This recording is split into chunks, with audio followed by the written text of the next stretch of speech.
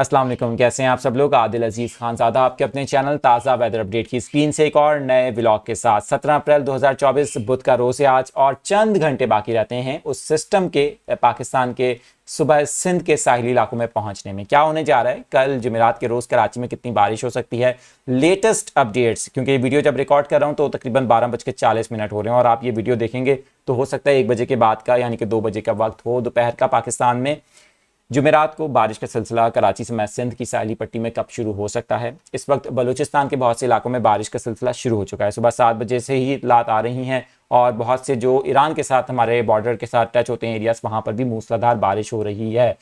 ये सिलसिला अब किस तरह से आगे बढ़ेगा और टेक्निकल रीज़न क्या है, क्या बारिशें कराची में कम हो सकती हैं, सिस्टम कमज़ोर पड़ सकता है या कोई अनयूजुअल एक्टिविटी भी हो सकती है जिससे कराची में कुछ इलाकों में शदीद या तेज़ नौयत की बारिश भी हो सकती है। ये वो तमाम सवालात आपके जहनों में इस वक्त उभर के सामने आ रहे होंगे जब से आप सो के उठे और गुज़िश्ता रात की मेरी वीडियो देख रहे होंगे। मैं आपको इनके जवाब दूंगा, लेकिन उसके लिए आपको चैनल को करना पड़ेगा सब्सक्राइब, बेल आइकन को करना पड़ेगा प्रेस, ऑल नोटिफिकेशंस पर करना पड़ेगा क्लिक, ताकि आपको आने वाली वीडियोस कल जब हम लाइव कवरेज करेंगे तो उसकी तमाम डिटेल्स बर वक्त आपके फ़ोन पर नोटिफिकेशन के जरिए मिलती रहे। शुरू करते हैं वक्त को ज़ाया किए बगैर सिंध के दीगर इलाके जिनमें हैदराबाद, नवाबशाह और उमरकोट, दीगर इलाके या फिर ये सजावल, मिट्टी और बदीन, ठट्ठा, ये जो इलाके हैं यानी कि जो मशरिकी सिंध है, यहाँ पर कैसा मौसम रह सकता है, यहाँ पर भी बारिश के कोई इम्कानात हैं या नहीं। नवाबशाह की बात करेंगे, बाकी इलाकों की बात करेंगे। अच्छा, सबसे पहले तो बलूचिस्तान में क्या हो रहा है ये देखिए ज़रा।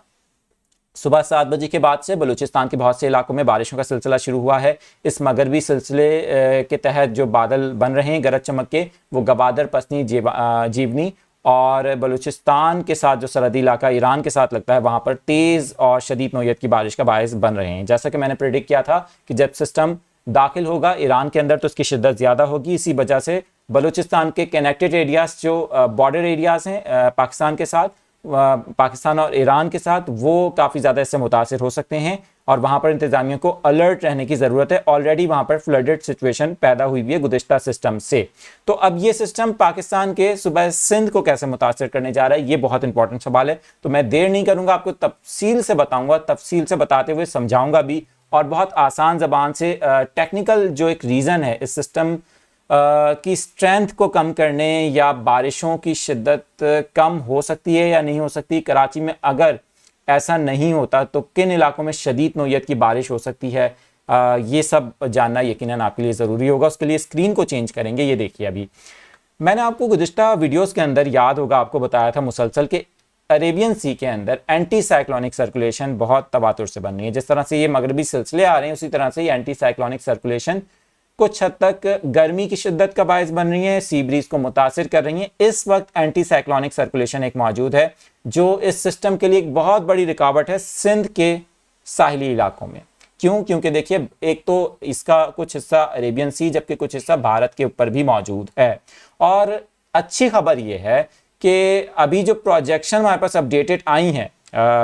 दोपहर 12 बजे से पहले यानी सुबह 11 बजे जब हमने इसको मॉनिटर किया तो पता ये चला कि ये एंटी साइक्लोनिक सर्कुलेशन अगले 8 घंटे में, अभी 12 बज रहे हैं तो नेक्स्ट 8 आवर्स के अंदर ये अपनी जगह से हटकर ख़त्म होना शुरू हो जाएगी और कराची के लिए एक साजगार कंडीशन पैदा हो जाएगी। अगर आप कराची से मुझे देख रहे हैं या सिंध के दीगर इलाकों से मुझे देख रहे हैं, सिंध के जो मशरिकी इलाके हैं वहाँ से देख रहे हैं यानी कि सजावल, उमरकोट, इस्लामकोट, मिट्टी और नगर पारकर, थर पारकर, यहाँ से मुझे देख रहे हैं तो आप बताइएगा वहाँ मौसम कैसा है। अगर कराची से देख रहे हैं तो कराची का तो मैं खुद भी बता सकता हूँ कि इस वक्त बादल छाए हुए हैं, गुज़िश्ता रोज़ के मुकाबले में गर्मी कम है और गर्मी कम होने की वजह यह है कि एंटी साइक्लोनिक सर्कुलेशन दम तोड़ रही है और एंटी साइक्लोनिक सर्कुलेशन जब ये दम तोड़ रही है तो ज़ाहिर है कि रीज़न ही गर्मी का यही थी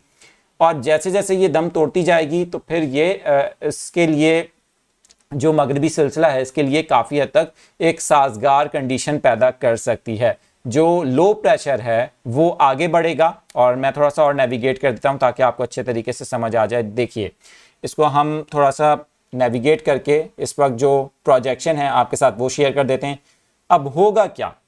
एक तो मैंने आपको रात में बताया था कि इसका एक बड़ा हिस्सा बलूचिस्तान के अपर एरिया से होते हुए केपी के और मुल्क के बालाई इलाकों और पंजाब के बहुत से इलाकों में जाएगा। जबकि दूसरा हिस्सा जो यहाँ पर गवादर, पसनी और मारा और मकरान कोस्टल बेल्ट है, बलूचिस्तान का साहिल है, यहाँ से होते हुए सिंध की तरफ बढ़ना शुरू होगा,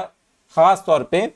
आज रात 11 बजे के बाद से, यानी कि बुध और जुमेरात की दरमियानी शब। और इम्कान ये है कि सुबह में जब आप सो के उठेंगे फजर के बाद, तो फजर के बाद का जो टाइम होगा यकीनन 6:30 बजे के बाद से 7, 8, 9, 10, 7 से लेकर 10 बजे तक का सुबह का जो टाइम होगा वो कराची में बारिश के लिए बहुत अहम होगा। इस दौरान कराची के कुछ इलाकों में अगर साजगार कंडीशन होती है तो शदीद नौयत की बारिश, कुछ इलाकों में मज़ाफ़ाती इलाके जिनमें गडाब टाउन, सरजानी टाउन शामिल है,